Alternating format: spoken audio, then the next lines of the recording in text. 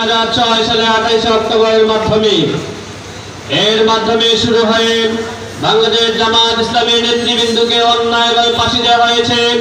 ছাত্র শিবিরে 2 জন সাবেক কেন্দ্রীয় সভাপতিকে রিমান্ডে নেওয়া হয়েছে এবং ছাত্র শিবিরের এবং জামাত ইসলামীর বিভিন্ন পর্যায়ে দায়িত্বশীলকে হাজার হাজার মামলা দিয়ে লক্ষ লক্ষ আসামি করা হয়েছে।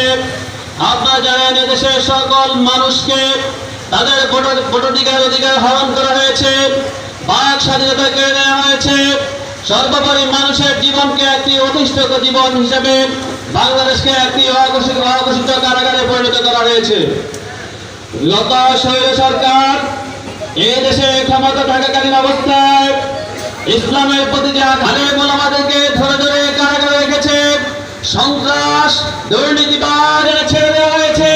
তারা মসজিদে গিয়ে গিয়ে মুসল্লিদেরকে ধরে ধরে পুলিশকে ধরিয়ে দেওয়ার মাধ্যমে তারা প্রমাণ করেছে এই দেশটাকে তারা একটি জাহিলি সমাজ হিসাবে প্রতিষ্ঠিত করেছে।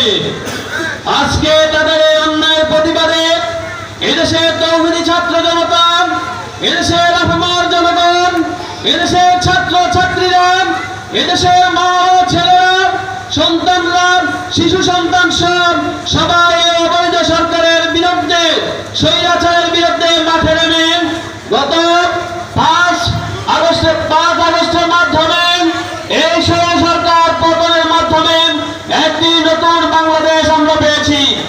আপনারা জানেন, এই সরকার গত অবৈধ স্বৈর সরকার ক্ষমতা থাকাকালীন অবস্থায় আমরা মসজিদে গিয়ে নামাজ পড়তে ভয় করতাম। একটি শ্রেণী ছিল যারা পড়িয়ে দিত। আমরা আজকে এখানে বসতে আল্লাহর ইচ্ছায় আল্লাহ আমাদের উপর এই বাংলাদেশ উপর রহম করেছেন, স্বৈর সরকারের পতন হয়েছে।